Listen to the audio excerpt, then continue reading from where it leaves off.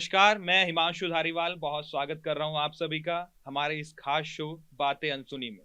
बातें अनसुनी में हम आपको वो कहानियां दिखाएंगे जो आप सब जानना चाहते हैं, आप सब सुनना चाहते हैं। हमारे ग्रुप एडिटर ब्रजेश राजपूत जी हमारे साथ जुड़ गए हैं। आज हम बात करने वाले हैं साध्वी प्रज्ञा सिंह ठाकुर पर। भोपाल की पूर्व सांसद हैं, मालेगांव ब्लास्ट केस में मुख्य आरोपी थी। अभी अभी उन्हें रिहा कर दिया गया है, इस केस में बरी किया गया है और फैसला आया है उनके साथ बाकी सातों आरोपी भी बरी कर दिए गए हैं। तो ब्रजेश जी, भिंड से भोपाल तक का सफर, क्योंकि आपने हर एक घटना को कवर किया था, 2019 के लोकसभा चुनाव भी कवर किए थे, जब वो देवास पेशी के लिए जाती थी वो घटना भी कवर की थी। तो भिंड की रहने वाली थी साध्वी प्रज्ञा और भोपाल के सांसद तक का सफर आप कैसे देखा? निश्चित ही भिंड जिले की लाहार की रहने वाली है, एक छोटा सा कस्बा है। और वहां से उनका सफर भोपाल तक आया, यानी कि जब वो भोपाल की सांसद बनी, हम सब लोग की सांसद बनी, वहां तक उनका लंबा सफर रहा।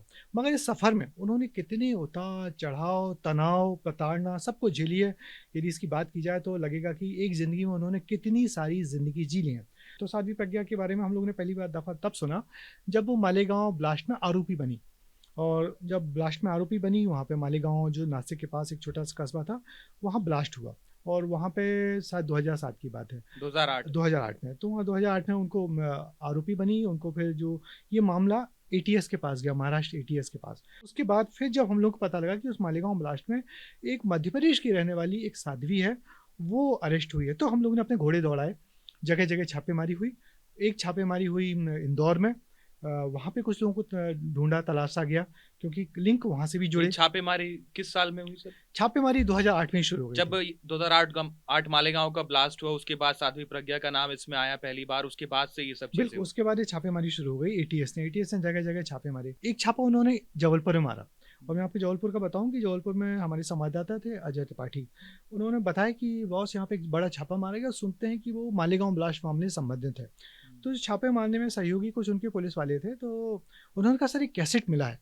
उस जमाने में आपको याद होगा छोटे छोटे डीवी कैसेट चलते थे, मिनी डीवी कहलाते थे, है ना। अब तो चिप चलती हैं, उस समय मिनी डीवी चलते थे। उन्होंने कहा सर एक कैसेट मिला है। और वो कैसेट मिला तो चूंकि हम पत्रकार लोग थे, हम लोग कैमरे लेके गए थे, तो उन्होंने हमारी कैमरे पे प्ले किया है। तो हमारे कैमरे पे जब प्ले किया तो सर उसमें वो साध्वी प्रज्ञा दिख रही हैं और अवधेशानंद जी दिख रहे हैं। तो अवधेशानंद जी दिख रहे हैं। तो ये जब उनको दीक्षा दिलाई गई तो अवधेशानंद जी उनको दीक्षा दिला रहे थे। तो मैंने कहा फिर तुम्हारे पास क्या है? उसने कहा सर मैंने वो रिकॉर्ड भी कर लिया है। तो वो जैसे ही उसने मुझे फीड फुटेज भेजा, हमारे तब मैं एबीपी न्यूज़ में काम करता था, हम सब लोगों ने उसको बड़ी खबर बना के चलाया कि जो साध्वी प्रज्ञा है उनको अवधेशानंद जी ने सन्यासी की दीक्षा दी थी। संन्यास की दीक्षा दी थी। और उस मामले में फिर बड़ा चर्चित खबर हुई थी। और बाद में फिर महाराज जी के आश्रम से मेरे पास फ़ोन भी आए थे कि भाई ये क्या कर रहे हैं, ये मत करिए। तो फिर वो कुछ दिन बाद खबर चली। मगर तो सर, जब 2008 मालेगांव में हमले हुए, उसके बाद मध्य प्रदेश में क्या क्या चीजें हुई? क्योंकि इल्जाम ये भी लगे कि पंचमढ़ी में बम बनाने की प्लानिंग की गई, जो कर्नल पुरोहित थे वो बम के लिए आरडीएक्स लेकर आए। तो उसके बाद मध्य प्रदेश में क्या हलचल थे जब मालेगांव ब्लास्ट का मामला सामने आया और साध्वी प्रज्ञा जो कि भिंड की रहने वाली थी उनका नाम भी आया? हाँ, यदि हम साध्वी प्रज्ञा की बात करें तो भिंडी की रहने वाली थी। उनके पिताजी आयुर्वेदिक डॉक्टर थे। और जब प्रज्ञा के बारे में पता किया तो उन्होंने कहा कि एक लड़की थी वहाँ पे, जो बॉब कट बॉल रखती थी, मोटरसाइकिल पर चलती थी, दबंग थी, लड़कों से डरती नहीं थी, टॉम बॉय बन के रहती थी, जीन्स टी शर्ट में रहती थी। एक छोटे कस्बे में इस टाइप की लड़की का रहना अपने आप में बड़ी खबर होता है। मगर शुरुआत से ही ऐसी तेज तर्रा, दिलेर, मुंहफट, किसी से डरने वाली नहीं, इस टाइप की उनका करेक्टर रहा है। तो और विद्यार्थी पर, चूंकि उनके पिताजी आरएसएस के स्वयंसेवक थे, आरएसएस का संस्कार था, तो वो जुड़ गई अखिल भारतीय विद्यार्थी परिषद से। विद्यार्थी परिषद में उसने कुछ दिनों काम किया। और जब विद्यार्थी एबीवीपी में जुड़ी तब उम्र क्या रही होगी सर? तब मुझे लगता है 14-15 साल रही होगी। 14-15 साल से छात्र राजनीति में कदम छात्र, रखा, हाँ। उसके बाद राष्ट्रीय स्वयंसेवक में भी उन्होंने काम किया। उसके पहले स्वयंसेवक में तो नहीं गई, क्योंकि वो आरएसएस में नहीं गए। आरएसएस में नहीं, क्योंकि आरएसएस में महिलाओं का प्रवेश तो ऐसे ही आमतौर पे लिया नहीं जाता, वर्जित रहता है। उनके लिए एक अलग सेविका संघ है। मगर आरएसएस से नहीं जुड़ी, हाँ विद्यार्थी परिषद से जुड़ी। और उज्जैन में आकर वो फुल टाइमर रही। अचानक फिर कुछ उनका माने इन तमाम चीज़ों से विरक्ति हुई। और विरक्ति हुई तो संन्यास की तरफ मुड़ गई। उन्होंने एक अपना वंदे भारत, वंदे मातरम, एक जय वंदे जय मातरम जन कल्याण हाँ, समिति जय वंदे 2002 मातरम में ये जन बनाई कल्याण गई थी। समिति बनाई। और फिर उनका अचानक गेटअप बदल गया, है ना। वो गेटअप बदल गया। फिर वो जैसे विवेकानंद एक पगड़ी पहनते थे, तो उसी टाइप की पगड़ी लगाने लगी, भगवा कपड़े पहनने लगी। तो उनके साथ के लोग ये सब हैरान रह गए कि अचानक इनको ये क्या हो गया। मगर वो कैसे अचानक राजनीति से छात्र राजनीति करते करते कैसे भगवा धारिणी हो गई, इसके बारे में कोई बहुत ज़्यादा खुल के बता नहीं पाता कि क्यों उस अचानक समय उन्होंने के नेता जो उनके साथ रहे होंगे वो कुछ उनके कहते साथ हैं? के जो नेता, देखो मध्य प्रदेश की राजनीति में इस वक्त यदि हम बात करें तो उस समय के बहुत नेता बड़े पावरफुल हैं, माने पावरफुल हैं, बड़े प्रोमिनेंट हैं, और वो सारे लोग वो हैं जो उनके साथ विद्यार्थी परिषद में काम करते थे। जैसे विष्णुदत्त शर्मा की बात करें, जो वी डी शर्मा थे, कुछ समय तक बीजेपी के प्रदेश अध्यक्ष रहे, 5 साल तक। अरविंद भदौरिया, वो भी भिंड के उसी लाहौर के जिले के रहने वाले थे। कुछ और लोग थे जो उनके साथ काम किए हुए, तो पर सब इस समय बीजेपी सरकार में बड़े बड़े पदों पर हैं वो सारे लोग। तो उनके साथ उन्होंने छात्र राजनीति की, और फिर वो अचानक संन्यास की तरफ प्रवृत्त हो गई।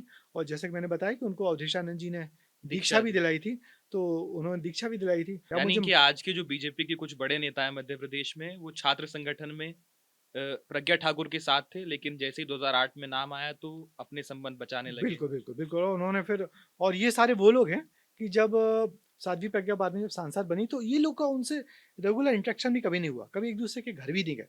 मगर एक मतलब कि एक बार जो दूरी बनी, तो फिर दूरी बन ही गई उनकी। क्योंकि वो भी समझ गए कि इन सब लोगों ने मेरा वक़्त पे साथ नहीं दिया। साथ देने वाले लोग कुछ गिने-चुने थे। तो आपको बताऊँ कि जब उनको माकूका में अरेस्ट करके वहाँ पे जब प्रताड़ना दी गई और बहुत सारी बातें, उनको मारा गया, पीटा गया, जो उन्होंने कहा कि उनको मारा गया, पीटा गया, बहुत प्रताड़ित किया गया, उनकी रीढ़ की हड्डी में फ्रैक्चर हो गया, उनको कैंसर हो गया, तो और उनको अलग-अलग जगह पे इलाज हुआ। तो फिर एक सुनील जोशी मर्डर केस हुआ था मध्य प्रदेश में, या देवास में। 2 फरवरी 1970 को साध्वी प्रज्ञा ठाकुर का जन्म भिंड जिले में हुआ था। बैचलर डिग्री फिजिकल एजुकेशन में की, उसके बाद आगे पढ़ती गई और जैसा सर ने बताया छात्र संगठन से जुड़ी बहुत ही छोटी उम्र में बेबाक थी, बिल्कुल नहीं डरती थी, किसी भी नेता के खिलाफ एकदम साहस के साथ बयान देती थी, जो उनको मन में था वो बोलती थी। लेकिन सर 2008 आते-आते आतंकवादी के आरोप उन पर लग गए, भगवा आतंकवाद के। एक लाहौर या भिंड की लड़की मध्य प्रदेश से निकलकर वो सूरत भी जाती है, कहते बाइक का बहुत शौक था, बाइकें चलाती थी। सूरत में उनका आश्रम भी था। इंदौर में जागरण मंच के नाम से उन्होंने एक संगठन भी बनाया था और बाद में अभिनव भारत संगठन से भी उनका नाम जुड़ा था, जिसमें कर्नल पुरोहित भी थे, मेजर रमेश उपाध्याय भी थे। ये सभी लोग थे जो मालेगांव ब्लास्ट में शामिल थे। तो ये अभिनव संगठन सर क्या था? एक कुलकर्णी भी थे उनमें, जो समीर कुलकर्णी समीर कुलकर्णी अभिनव भारत का हिस्सा थे। हिस्सा थे। और अभिनव भारत वही संस्थान है, वही सर कहते हैं जो ये सावरकर से सावरकर के समय, प्रेरित था। हाँ, सावरकर के ज़माने में उसकी स्थापना हुई थी, और सावरकर की विचारधारा को बढ़ाने वाला लोग था। और जब ये पूरा मामला चला, तो हमको लोगों ने यही बताया कि ये सारे वो लोग हैं जो संघ से छिटके हुए लोग हैं, जो संघ संघ की जो एक डिसिप्लिन होती है, संघ की डिसिप्लिन को नहीं मानने वाले लोग हैं। तो इसलिए इन्होंने अपने एक अलग संगठन बनाया। और कर्नल पुरोहित की बात करें, तो कर्नल पुरोहित भी सर्विंग ऑफिसर थे, कर्नल थे, सर्विंग ऑफिसर थे, और इन सब लोगों ने मिलजुल के कहा ये गया कि इन्होंने बैठकें की, बैठकें पचमढ़ी में हुई, और फिर ये आरोप लगा कि जो आरडीएक्स था, कर्नल पुरोहित ने दिया। हालाँकि ये सारी चीज़ें जो एनआईए कोर्ट थी, जो वो साबित एनआईए कोर्ट में एनआईए जाँच एजेंसी साबित नहीं कर पाई। इसलिए सारे के सारे लोग बरी हो गए। मगर यही हम लोगों को बताया गया कि ये सारे वो लोग हैं जो संघ दीक्षित लोग हैं, मगर संघ की अनुशासन को नहीं मान पाए। तो ये लोग संघ से दूर हो गए और अपनी हार्डकोर विचारधारा के दम पे यहाँ तक पहुँचे, धमाके हुए। हालाँकि धमाकों की बात कहीं कोई भी जाँच एजेंसी साबित नहीं साबित कर नहीं पाए। कर पाई। हाँ, बस ये हुआ कि जब इस ग्रुप को पकड़ा गया, उसके बाद से फिर कहीं कोई धमाका नहीं हुआ। तो ये चीज़ कहीं न कहीं शंका पैदा करती है, कहीं ऐसा कुछ तो नहीं था। 1904 से 1952 तक सर वीर सावरकर ने एक सोसाइटी बनाई थी, अभिनव भारत सोसाइटी। और कहा जाता है कि 1952 में सोसाइटी को बंद कर दिया गया था। उसी से प्रेरित होकर 2000 में अभिनव भारत संगठन बनाया गया, जिसमें कुछ बड़े हिंदू नेता जो बाद में हिंदू नेता बने, वो उसमें सेना के भी कुछ अफसर थे, उसमें आरएसएस के भी कुछ लोग थे। सुनील जोशी जिनकी हत्या कर दी गई थी वो भी इसमें शामिल थे। उसके अलावा साध्वी प्रज्ञा का नाम भी इस संगठन से जुड़ता है। तो अभिनव भारत संगठन का ताना बाना कैसे बुना गया था? तो देखो, हमको समझना होगा कि एक तो आरएसएस है, और एक सावरकर है ना? और एक बीजेपी है, तीनों अलग-अलग हैं, मगर सबका जो गर्भनाल है वो एक ही है, सभी एक जैसा सोचते हैं, पर सोचने के तरीके और काम सभी की करने विचारधारा हिंदुओं से विचारधारा जुड़ी है। हिंदुत्व है, मगर काम करने के तरीके अलग-अलग हैं। आरएसएस एक अलग तरीके से जन जागरण करती है, जनता में अपनी बात फैलाती है, बैठकों से फैलाती है, लोगों को प्रेरित करती है, अच्छे विचारों से प्रेरित करती है। और जो अभिनव भारत है, जो सावरकर की विचारधारा है, वो थोड़ी हार्डकोर है। वो लोग अपनी बात मनवाना चाहते हैं, अपना मकसद पूरा करना चाहते हैं, और शायद इसी तरह से जब ये सब अलग हुए, तो फिर अभिनव भारत को ज़िंदा किया।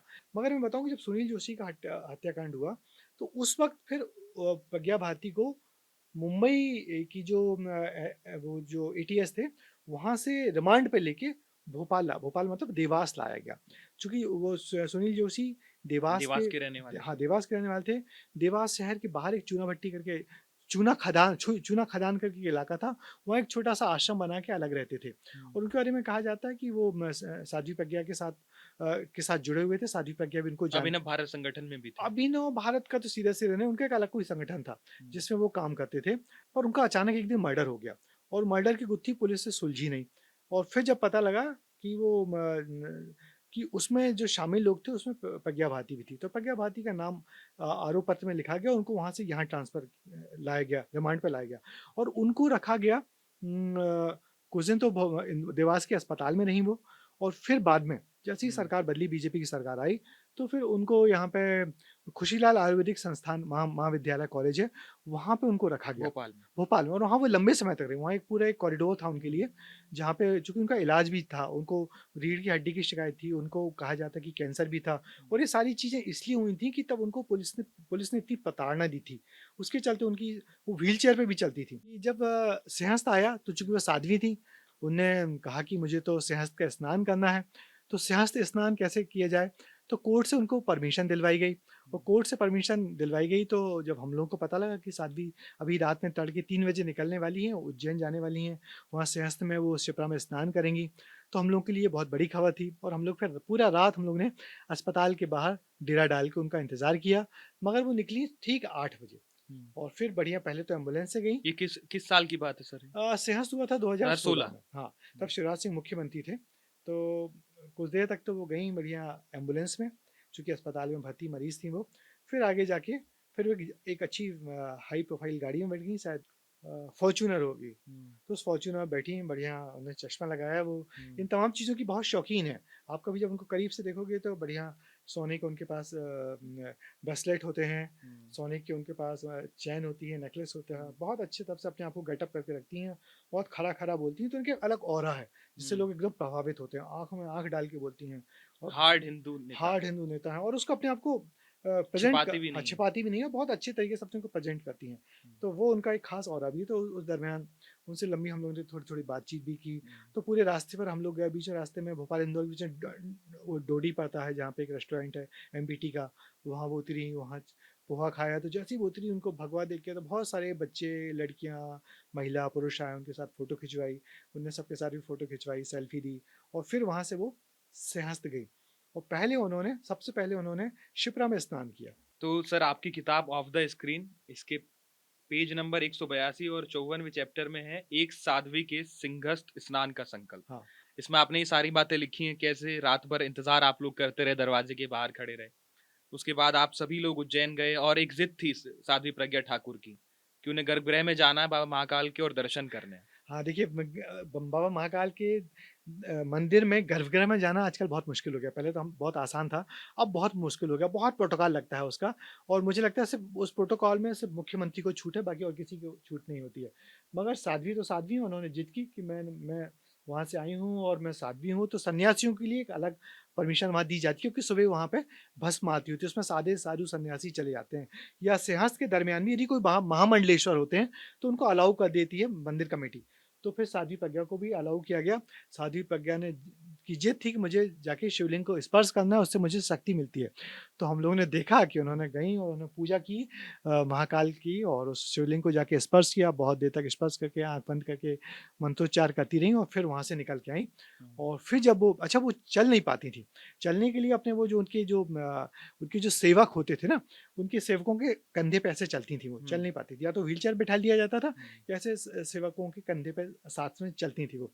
तो और चलती भी थी, और उनके साथ-साथ जो सेवक होते हैं उनका एक ग्लास रखते हैं और एक पवित्र वो रखते हैं लाल कलर लाल का कपड़ा, कपड़ा, जहाँ वो बैठती हैं तो पहले वो बिछाया आसन। जाता है आसन, हाँ। हुँ। उसके बाद फिर साध्वी प्रज्ञा बैठती हैं। तो गईं तो मैंने उनसे पूछा कि आपने तो कमाल कर दिया। आप वहाँ से निकल के आईं, हुँ। आप माने आप कस्टडी में हो, मगर आपने परमिशन ली हुँ। सिंहस्थ आने के लिए। फिर आप उतना लंबा ट्रैवल करके आईं, फिर आपने शिप्रा स्नान किया और महाकाल के दर्शन भी किए। और क्या-क्या करने के इरादे हैं? हुँ। तो उन्होंने कहा कि देखो भई, मैं तो साध्वी हूँ, जो संकल्प लेती हूँ उसे पूरा करती हूँ। भोपाल में 2018 का 2019 का लोकसभा चुनाव सर पे होता है। भोपाल कांग्रेस सबसे पहले कमलनाथ एक नाम ऐलान करते हैं हम पत्रकारों के सामने कि मैं एक जब नाम तो मध्य प्रदेश कांग्रेस के हाँ अध्यक्ष कमलनाथ थे, अध्यक्ष भी थे, मुख्यमंत्री भी मुख्यमंत्री थे। के दावेदार हम भी कुछ थे। पत्रकारों को उन्होंने खाना खाने मिंटो हॉल में बुलाया, प्रेस कॉन्फ्रेंस जैसी थी, और जब उनसे हम लोगों ने प्रश्न किया कि सर चुनाव सर पे हैं, कौन कौन खड़ा होगा, किसको आप टिकट देंगे, तो उन्होंने कहा यार एक नाम तो मैं बता सकता हूँ। हमने कहा बताइए बताइए बताइए, सबको बड़ी उत्साह हुआ, तो उन्होंने कहा दिग्विजय सिंह का नाम लिख लो। हम लोगों ने कहा सर कहाँ, राजगढ़ से? उन्होंने कहा नहीं, भोपाल से। तो पहला नाम का ऐलान हुआ वो दिग्विजय सिंह भोपाल से, 2019 का लोकसभा का चुनाव। और बीजेपी के लिए ये सीट बहुत इंपॉर्टेंट थी, ऐसी सीट जिस पर बड़े बड़े लोगों की नज़र होती थी। कैलाश जोशी यहाँ पे लंबे समय तक सांसद रहे, आलोक संजर सांसद रहे, उसके पहले सुशील चंद्र वर्मा जो सीएस थे, रिटायर्ड सीएस थे, वो लंबे समय तक सांसद रहे। तो और आडवाणी खुद यहाँ से लड़ना चाहते लाल थे, कृष्ण आडवाणी। वो खुद भी यहाँ से लड़ना चाहते थे। तो उस सीट से उतार दिए गए दिग्विजय सिंह। अब क्या लगा कि दिग्विजय सिंह तो मुकाबला एक देंगे और तरफा जीत जाएंगे। जीत भी जाएंगे, क्योंकि यहाँ के 10 साल मुख्यमंत्री रहे। फिर अचानक एक दिन उनको सदस्यता दिलवाई जाती है, साध्वी प्रज्ञा साध्वी ठाकुर। प्रज्ञा को, और उनको भोपाल से उतार दिया जाता है बीजेपी का प्रत्याशी बना के। ये कब की बात होगी सर, 2019 में किस समय? मई में चुनाव होता है। मध्य प्रदेश में सबसे अच्छी बात यह है कि जो दिसंबर में विधानसभा चुनाव होता है और अप्रैल मई में होता है लोकसभा का चुनाव, हर साल ही होता है। पहले विधानसभा होता है दिसंबर में, हाँ। नई सरकार बनती है, नया मुख्यमंत्री बनता है, और 3 महीने बाद और लोकसभा 3 और चुनाव। 4 महीने बाद फिर लोकसभा चुनाव सर पे आ जाता है। तो 2018 में यहाँ कमलनाथ सरकार बनी, कमलनाथ मुख्यमंत्री बने और उनकी सरकार थी, और उन्होंने अगर लोकसभा चुनाव करवाने की जिम्मेदारी ले ली। तो यहाँ लोकसभा चुनाव मई या जून में हुआ। तो साध्वी प्रज्ञा को यहाँ से उतार दिया जाता है, एकदम सनाका खिंच जाता है। तो जब साध्वी प्रज्ञा के नाम का ऐलान हुआ, कांग्रेस में तो हलचल मची होगी, पत्रकारों के बीच में क्या चर्चा थी? हम सब इतनी हलचल हुई है, तो देश का सबसे हाई प्रोफाइल चुनाव हो गया। हाँ। किसी पत्रकार को क्या चाहिए, खबरों वाला दिन, खबरें वाले खबरों वाला चुनाव। तो लगा कि अब तो हम भोपाल छोड़ ही नहीं पाएंगे, क्योंकि इतना अच्छा चुनाव हो जाएगा, पूरे देश की नजर, दुनिया भर की नजर। क्योंकि सर दिग्विजय सिंह वही चेहरा है जिन्होंने कहा था कि भगवा आतंकवाद की थ्योरी को आगे बढ़ाया था। पी चिदम्बरम ने पहली बार ये बात कही 2008 में। उसके बाद दिग्विजय सिंह ने पी चिदम्बरम के सुर में सुर मिलाए, और ये पूरा मामला 2019 आते आते हार्डकोर हिंदू वर्सेस विरोधी हिंदू, हिंदू विरोधी तो वही हम दिग्विजय लोगों सिंह। को लग गया कि अब तो बीजेपी और आरएसएस की जो प्लानिंग है, कांटे से कांटा निकालने की। प्रज्ञा ठाकुर को वहां से लाए, उनको बीजेपी सदस्यता दिलवाई, उनके सामने उतार दिया। और प्रज्ञा ठाकुर को भोपाल में तो नहीं थी वो, तो उनको भोपाल के रिवेरा टाउन में एक बंगला दिलवाया गया। वहाँ पे वो, उनकी बहन, उनका जीजा, उनके परिवार के लोग, सब लोग थे। और बीजेपी में क्या होता है कि बीजेपी में तो चुनाव पार्टी लड़ती है, प्रत्याशी को सिर्फ, हाँ, प्रत्याशी को सिर्फ एक छोटा सा हर दिन एक नोट दिया जाता है कि आपको करना क्या है, 4 जगह जाना, 5 जगह जाना, 6 जगह जाना। बाकी प्रत्याशी को मतलब ही नहीं होता है। पूरी पार्टी पीछे से चुनाव ड्रिवन करती है, उनके साथ एक टीम बिठा दी जाती है। कोई उनका मीडिया देखेगा, कोई उनका कैंपेन देखेगा, कोई फंडिंग देखेगा, सब चीज़ें, कोई गाड़ी देखेगा। तो इस तरीके से होता है। तो प्रज्ञावादी बहुत कंफर्टेबल थी और बढ़िया इनोवा से प्रचार करती थी। कई दफ़ा हम लोग उनसे बात करते थे, उनके पीछे पीछे आते थे। और मैं बता दूं कि दिग्विजय सिंह ने भी चुनाव लड़ने में कोई कसर नहीं छोड़ी। दिग्विजय सिंह के लिए चुनाव जियो मरो का चुनाव था। और दिग्विजय सिंह ने सारे अपने लोगों को यहाँ बुला लिया। अच्छी, भोपाल के पास मालवी जो मिंटो हॉल है, उसके सामने एक कैंपस किराए पे लिया। वहाँ उनका बड़ा अच्छा हाई प्रोफाइल ऑफिस बन गया। उसमें बड़ा अच्छा तरीके से रोज़ नए नए तरीके से प्लानिंग होने लगी, बड़े बड़े लोग जुड़ गए उनके साथ। और ऐसा लगा कि दिग्विजय सिंह बहुत बेहतर तरीके से चुनाव लड़ेंगे। और उन दिनों मैं शिवराज जी के साथ भी एक दो जगह गया था, तो मैंने उनसे पूछा था कि दिग्विजय सिंह के बारे में क्या कहोगे, भोपाल सीट? उन्होंने कहा ब्रजेश, चुनाव यदि जैसा लड़ा जाता है, जो टेक्स्ट बुक चुनाव होता है ना, कॉपी बुक टेक्स्ट बुक वाला चुनाव है, जैसा लड़ना चाहिए चुनाव, दिग्विजय सिंह उससे बेहतर तरीके से चुनाव लड़ रहे हैं। दिग्विजय सिंह अच्छी है, इतने अच्छे, क्योंकि बहुत अनुभवी नेता है, उनके साथ बहुत कार्यकर्ताओं की फौज है, उनके पूरे देश में नेटवर्क है, सारे लोग उनकी मदद करने आ गए हैं। किसी चीज की कोई कमी नहीं है। कौन आया था? कांग्रेस की सरकार है यहाँ पे, फंडिंग की कमी नहीं है, हर चीज। और दिग्विजय सिंह बहुत अच्छे चुनाव लड़ रहे थे। मगर शिवराज सिंह ने कहा कि ब्रजेश, पर याद रखना कि चुनाव तो हम बीजेपी जीतेगी। और हुआ वही, दिग्विजय सिंह 3.5 लाख से ज्यादा वोटों से हारे। जो वोटिंग के बाद हम लोग जहां जहां जाते थे, किससे पूछते थे आपने दिग्विजय सिंह को वोट किसको किया, तो हर आदमी बोलता था बीजेपी को। वोट किसको किया? बीजेपी। लोग नाम नहीं जानते थे, साध्वी प्रज्ञा का पूरा नाम नहीं जानते थे, वो है क्या। पर उनका प्रचार भी बीजेपी ने सिर्फ इस अंदाज में किया, उनका नाम नहीं सामने लाया। साध्वी साध्वी साध्वी को सांसद बनाना है, यही जुमला था, साध्वी को सांसद बनाना है। मेरे घर के आसपास मेरे एक दो वृद्धाश्रम है, तो शाम को वृद्धाश्रम के लोग चले आते थे और बस प्रणाम करके यही बोलते थे घरों में कि भाई साहब, साध्वी जी को वोट देना है, साध्वी जी को जिताना है, साध्वी माने पूरा चुनाव हिंदू मुसलमान, हम्म, हिंदुत्व वर्सेस हिंदुत्व एंटी को हिंदू। बदनाम, हाँ, हम्म, हिंदू को बदनाम करने वाले और हिंदू का समर्थक, इन दोनों के बीच में हो गया। और दिग्विजय सिंह ने समझ लिया था कि हमको हिंदू की बात ही नहीं करना। हम्म, वो हर चुनाव में पूरे वक्त मंदिर मंदिर मंदिर मंदिर जाते रहे।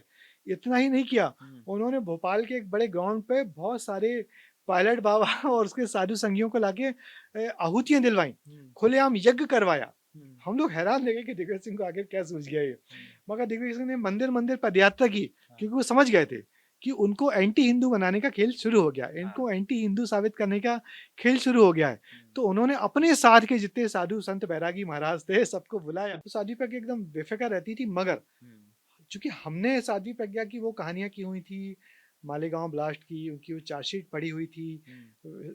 एबीपी न्यूज में के बड़े प्रोग्राम्स किए हुए थे, तो साध्वी प्रज्ञा हमको जहाँ देखती थी तो कहती थी तुम दूर रहना। तो तो कभी बातचीत हुई साध्वी प्रज्ञा से आपकी? तो एकदम प्रणाम कर लेता रहा। कभी 1-to-1 चर्चा कोई? वो मुझे इंटरव्यू तो नहीं देती थी, हम्म, मगर मुझसे तनी तनी रहती थी। कई दफा कह भी दिया था उन्होंने कि तुम मुझसे दूर रहना, तो दूर फैसला रहती आया थी। उसके बाद सर कुछ बात हुई? फैसला आया तो उनके कुछ परिजनों से बात हुई, जब मैंने उनको बधाई दी तो उन्होंने मुझे कहा कि ब्रजेश अब संभल के रहना। तो मैंने कहा धमकी, नहीं, अब जो भी हो, सॉफ्ट धमकी। सॉफ्ट। तो उन्होंने कहा आप संभल के रहना, धुनक देंगे।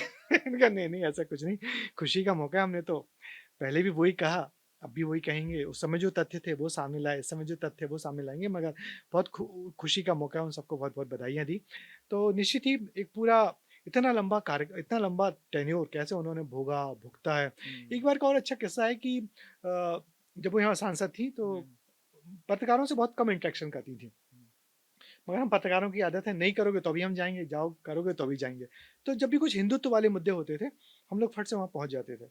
तो एक बार हम लोग पहुँचे तो थोड़ी सी उन्होंने किसी मुद्दे पे बात की, और कुछ एकदम सामान्य सी दो तीन महिलाएं आई उनसे मिलने, और भीड़ तो लगती थी, और वो बोलने लगी पप्पी, ए पप्पी पप्पी। तो हम लोग हैरान है कि पप्पी पप्पी किसको बोल रही है ये। हम्म। तो फिर उन्हें देखा था, तो कहना, रुको रुको रुको रुको, और फिर सबसे कहा कि इनको बुलाओ, अंदर बुलाओ, नाश्ता वास्ता कराओ, एक खाना वाना खिलाओ। तो तो पप्पी प्रज्ञा भारती हाँ, पप्पी प्रज्ञा भारती का निक नेम या निकनेम उनका था। घर का नाम हाँ। पप्पी है।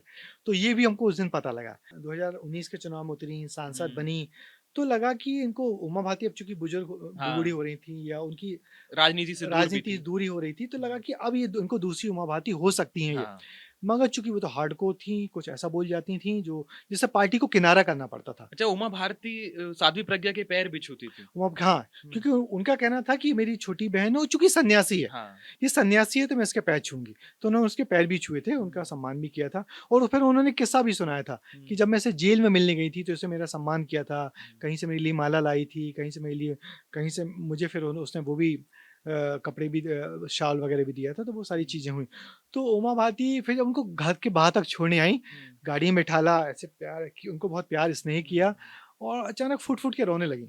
और हम्म। दोनों दोनों महिलाएं आपस में गले मिल के ऐसे फूट फूट के रोई कि हम लोग हैरान रह गए, हम्म। और हम हैरान भी रहे और खुश भी हुए। उससे खुश, पहले, जब तक वो गले नहीं मिली थी, उससे पहले तक आप दोनों को क्या लगता था कि उमा भारती की जगह ले लेंगी साध्वी प्रज्ञा, और जब गले मिली तो उसके बाद नजरिया एकदम बदल गया होगा? गले मिली तो लगा कि आज के दिन का सबसे अच्छा विजुअल यही है जो हाँ, लंबे समय तक याद रखा जाएगा। और फूट फूट के रोई, गले मिली, और फिर उनको विदा किया गया। मगर लगा कि ये उमा भारती की जगह ले लेंगे, तो हम लोग को लगने लगा था, क्योंकि भोपाल की सांसद बनना, बन के फिर आगे बढ़ना, ये तो एकदम तय था।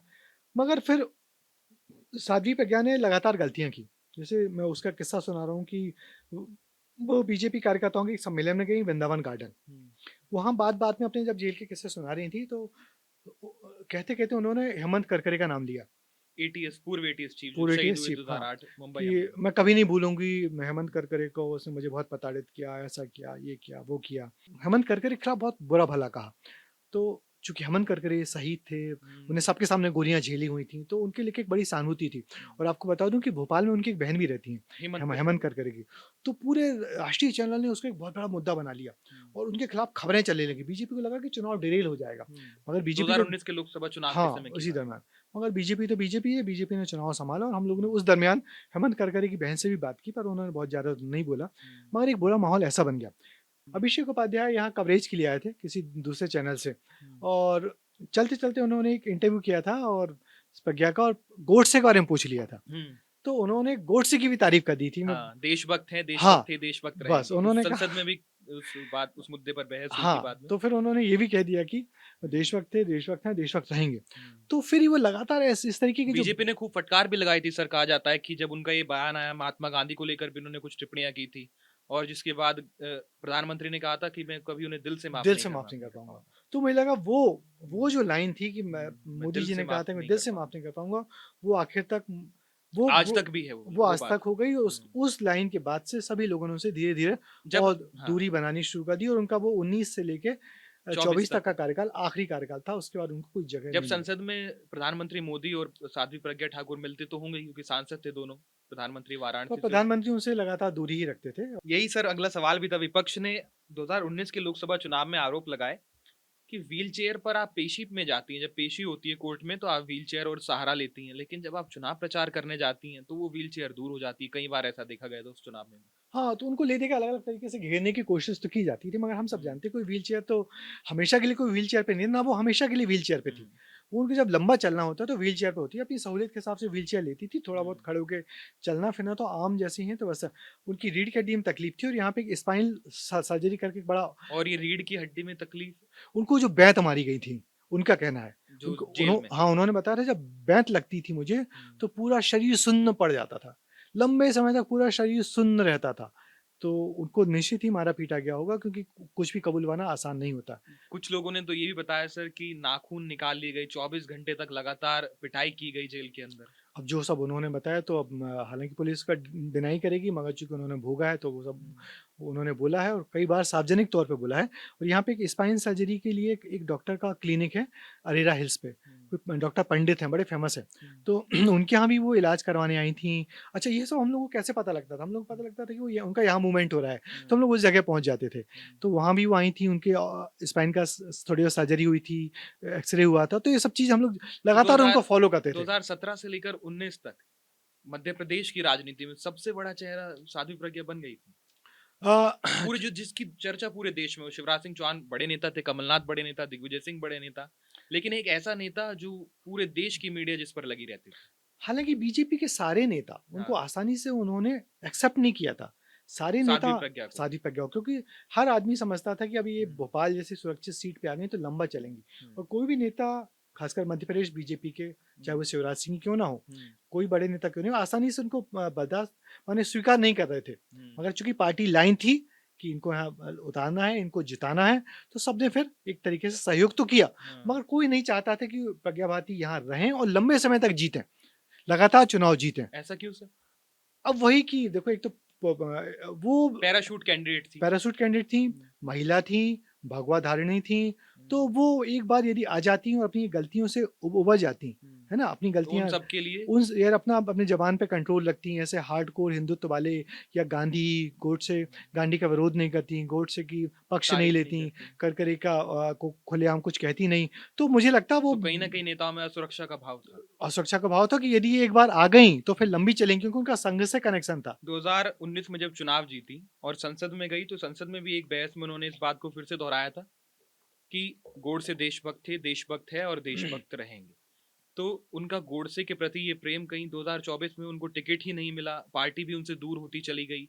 तो सिर्फ एक बार पार्टी ने उनको चुनाव लड़ाया, उसके बाद चुनाव में नहीं उतारा, ऐसा क्यों सर?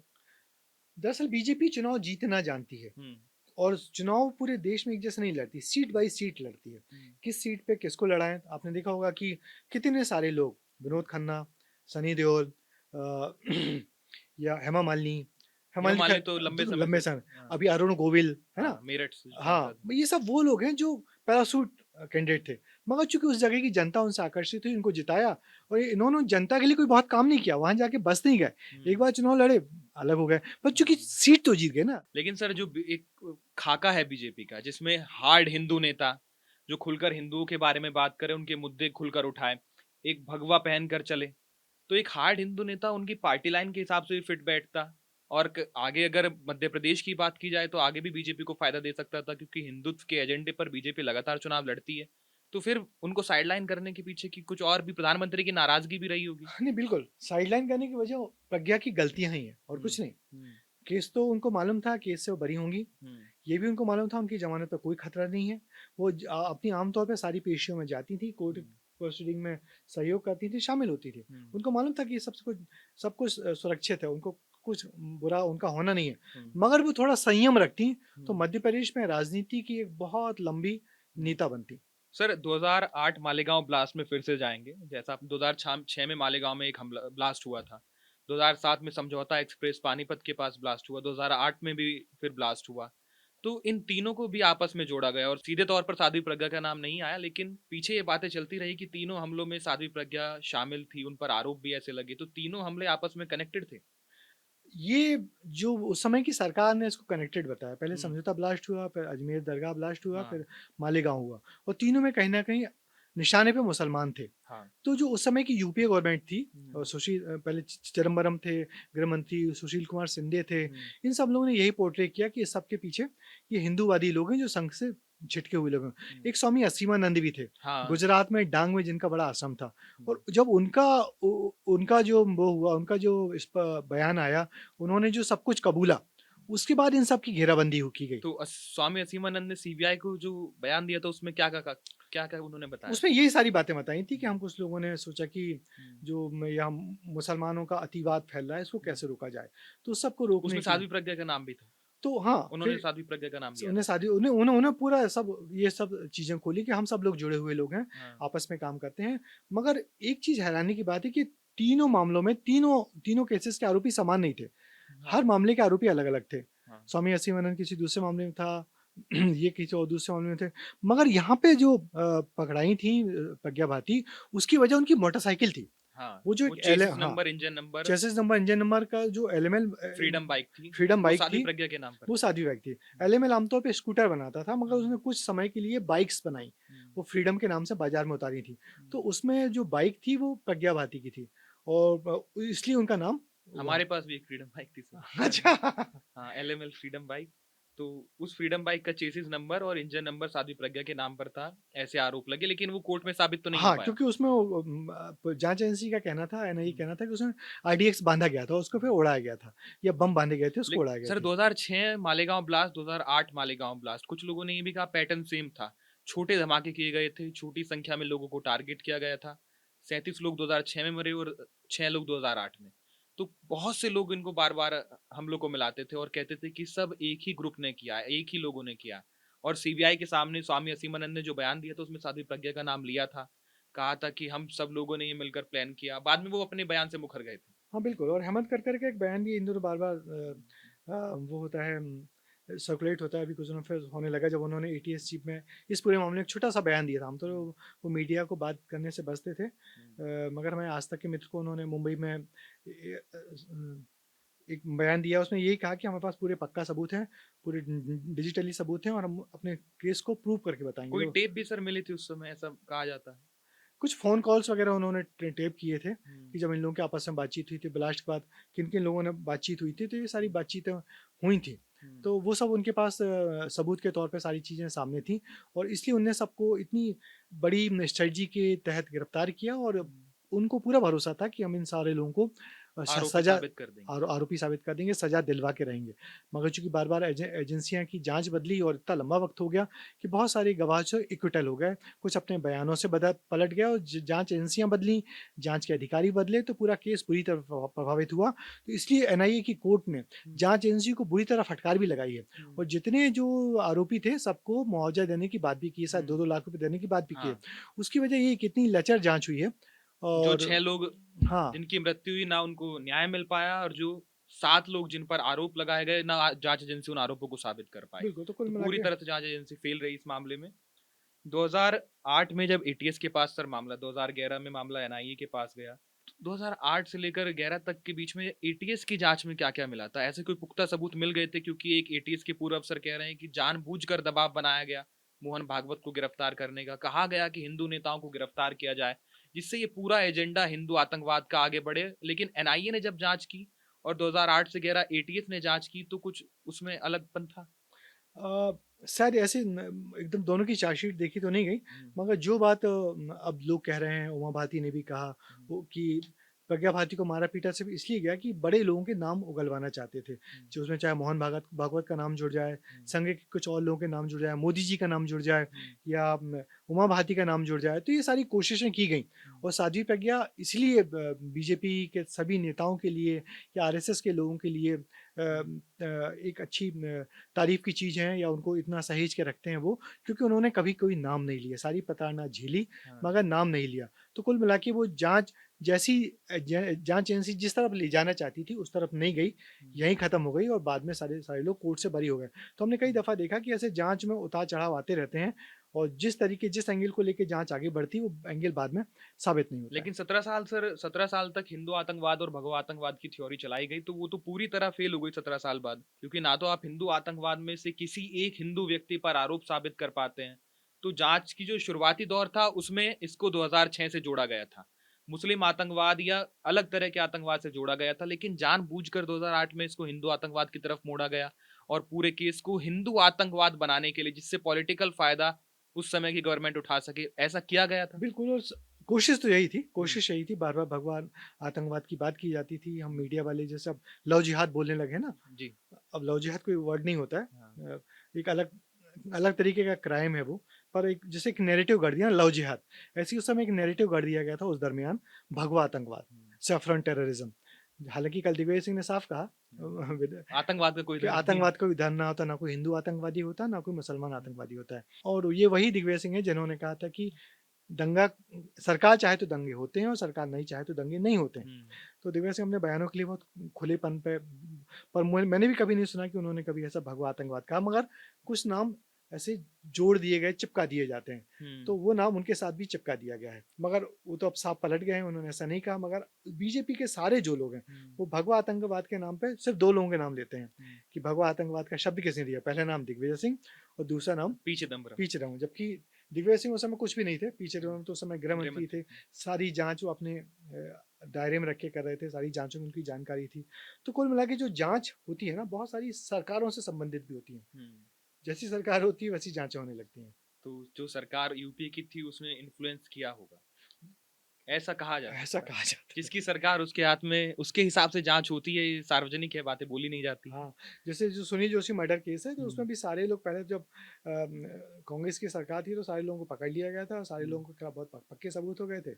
मगर बाद में सारे लोग सुनील जोशी वाला किस्सा क्या था सर? देवास के रहने वाले थे, आरएसएस के प्रचारक थे, और कहा जाता है कि साध्वी प्रज्ञा के करीबी थे, लेकिन उनकी मौत में, उनकी हत्या में साध्वी प्रज्ञा का नाम आना, और एक करीबी की मौत साध्वी प्रज्ञा ने की, ऐसे आरोप भी उन पर लगे 2007 में। यही कहा गया कि जो सुनील जोशी थे उनके, वो जानते थे साध्वी प्रज्ञा को, काफ़ी पुराने परिचित थे दोनों लोग। तो उनके मर्डर कहीं ना कहीं शक्ति से उनके ऊपर जा रही थी, और ये भी आरोप लगाया जा रहा था, ये चार्जशीट में लिखा गया है कि वो कुछ उनके राज जानते थे। हाँ, वो कुछ उनके साध्वी प्रज्ञा के कुछ राज। साध्वी, हाँ, और जिसके चलते साध्वी प्रज्ञा का उसके से सीधा सीधा इन्वॉल्वमेंट नहीं था। मारने वाले कोई और लोग थे, मारने वाले कोई और लोग थे, वो भी सुनील जोशी से जुड़े हुए थे, मगर साध्वी प्रज्ञा को इसमें इसमें नाम ले आया गया कि हो ना हो साध्वी प्रज्ञा इसकी कॉन्स्पिरेटर हो। साध्वी प्रज्ञा ने उनको मारा नहीं, एज ए कॉन्स्पिरेटर उनका नाम शामिल कर लिया, मगर यहाँ भी जो जांच एजेंसी है कुछ साबित नहीं कर पाई। आपने पहली बार साध्वी प्रज्ञा को कब देखा?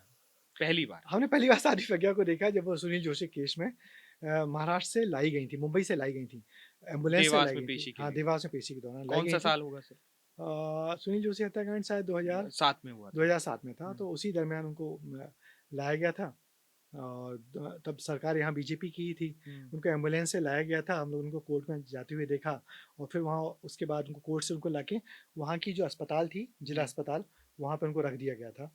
तो फिर वहाँ से वो कोर्ट की पेशी करती थी, और फिर जब उन्होंने कहा कि और कुछ डिमांड की गई, या फिर बाद में उनकी हालत को देखते हुए उनको फिर भोपाल ले आया गया। भोपाल की जो खुशीलाल आयुर्वेदिक कॉलेज है, वहाँ की एक विंग में उनको रखा गया। वहाँ 3-4 आयुर्वेदिक इलाज हाँ, उनका किया। आयुर्वेदिक इलाज हो रहा था, और 3-4 विंग उन्हीं के नाम पे, क्योंकि कहा जाता है कि वो एलोपैथिक दवाइयाँ नहीं लेती थी। उनको एलोपैथिक दवाइयों से नफरत थी, एलोपैथिक दवाई यूज़ ही नहीं करती थी वो। तो फिर उनको आयुर्वेदिक इलाज चला, और उनका कहना भी जो बार-बार बोलती थी कि मैं आयुर्वेद से, गोमूत्र से, उनके पिताजी भी आयुर्वेद से उनके जुड़े हुए पिताजी थे। आयुर्वेदाचार्य थे, डॉक्टर थे, उनको डॉक्टर साहब वहाँ कहा जाता है, तो बड़े सम्मानित व्यक्ति थे वहाँ पे। तो वो आयुर्वेदिक दवाई लेती थी, इसलिए उनका इलाज लंबे समय तक आयुर्वेदिक अस्पताल में चला, वहाँ वो लंबे समय तक रहीं। और हम लोग कई दफ़ा मन हुआ कि उस सुबह-सुबह जाके इंटरव्यू किया जाए, क्योंकि सुबह मॉर्निंग वॉक पे वहीं लेकिन अपनी इंटरव्यू देती नहीं थी। इंटरव्यू देती नहीं थी वो, क्योंकि जानती थी कि मैं कुछ बोलूँगी, एक तो मैं कोर्ट पुलिस की कस्टडी में हूँ, कुछ बोलूँगी तो ऐसा बोल जाऊँगी जो फिर विवाद बनेगा, तो हो सकता है कि फिर ये जो सुविधा मिल रही है या जो ज़मानत पे हैं, वो छूट जाए, बैकफायर कर जाए। बैकफायर कर जाए। इस चीज़ को लेके बड़ी हाँ। सतर्कता थी। आखिरी बार आपने कब देखा? आखिरी बार सांसद बनने के बाद 2-3 दफ़ा मैं उनके पास गया, हुँ। और आखिरी बार उनको वहीं देखा था, उनके बंगले पे ही देखा था। तो देवास की पेशी से लेकर आखिरी बार जब सांसद के बंगले पर गए तो इस बीच कितना सब बदल गया था? इस बीच काफ़ी कुछ बदल गया था। हुँ। जब हमने उनको पहली बार देवास में देखा था, तब वो बहुत बीमार थीं, हुँ। बहुत अशक्त थीं, बहुत दुबली-पतली थी, बिल्कुल बहुत उनकी काया बहुत जर्जर थी, क्योंकि लंबे समय से जेल में थी, प्रताड़ना झेली हुई थी, तब शायद उनका कैंसर भी पनप रहा था। तब वो बहुत बहुत बुरे हाल में थी, बहुत कमज़ोर थीं। मगर फिर धीरे-धीरे उन्होंने अपने आप को रिकवर किया, और जब वो सांसद बन गई तो फिर उनके चेहरे पे जो चमक आई, वो अपने आप में गज़ब थी, क्योंकि उनको लग गया कि उन्होंने कभी सोचा नहीं होगा कि वो एक सांसद बनेंगी। हुँ।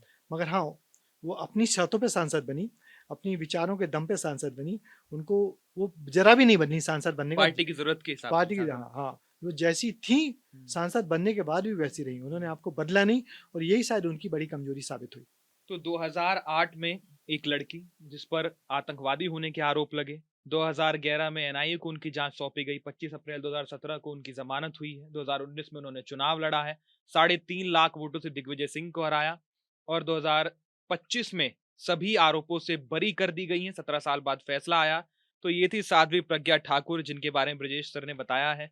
एक-एक किस्सा बताया, कैसे मालेगांव में ब्लास्ट हुआ, 2007 में देवास की पेशी में आई, उसके बाद चुनाव कैसे किया, चुनाव प्रचार कैसे किया, व्हीलचेयर का सफ़र कैसा रहा, व्हीलचेयर के बिना सफ़र कैसा रहा।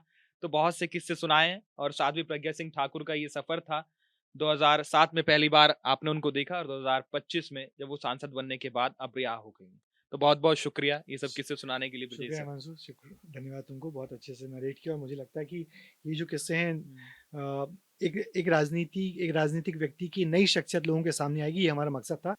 साध्वी प्रज्ञा को जो कुछ हुआ, वो उनके सामने एक बड़ा राजनीतिक करियर है, उनको बहुत-बहुत शुभकामनाएँ मेरी तरफ से।